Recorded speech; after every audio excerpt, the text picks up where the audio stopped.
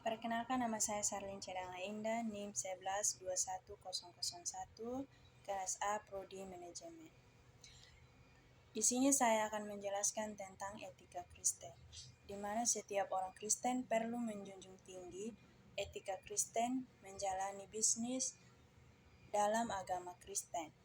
Sebab apabila menghindarinya, akan adanya banyak keburukan dan kerugian yang bisa dialami tanpa diduga. Dalam berbisnis, sebagian orang akan berkata bahwa berbisnis adalah menutup mata terhadap segala sesuatu kecuali uang. Dengan kata lain, selain dari peraturan perundang-undangan yang berlaku di tempat itu saat dalam dunia bisnis adalah dunia yang jauh dari norma dan nilai. Apa yang dilarang oleh aturan dapat dilegalkan di masa depan. Jadi, moralitas hanyalah seperangkat aturan yang dapat diubah sesuai dengan situasi.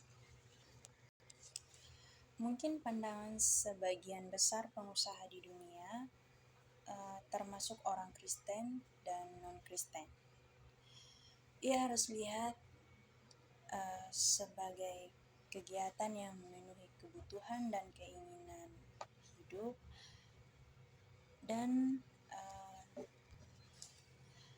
pandangan adalah tindakan yang mendorong kegiatan ekonomi.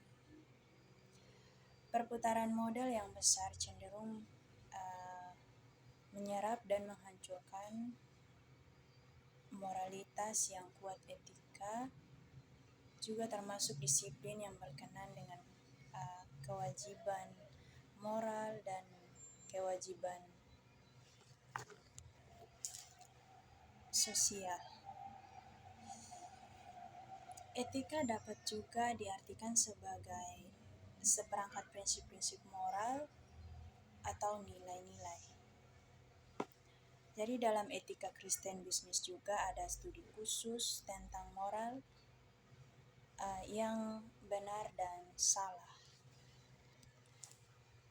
Penelitian ini berfokus pada standar etika yang diterapkan pada kebijakan sistem dan perilaku bisnis. Jadi etika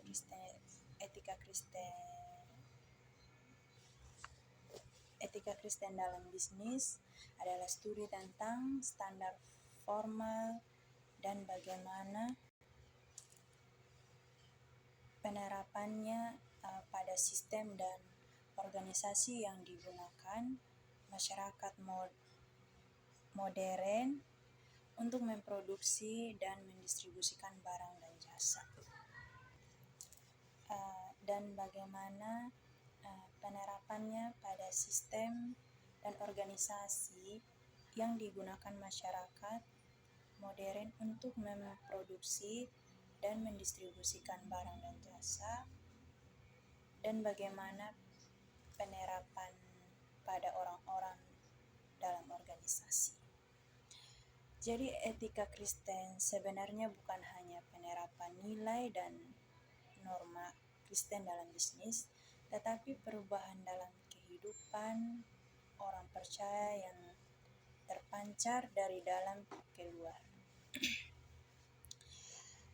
Perubahan hidup seperti ini telah mengubah setiap aspek kehidupan pribadi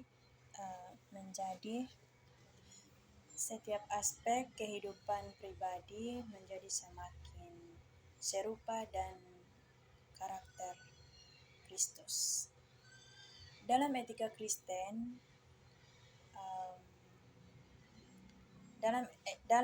Kristen, Kristus berakar pada Alkitab dan perjanjian Allah dengan umat manusia. Jadi perjanjian Allah dan manusia mengasihi kasih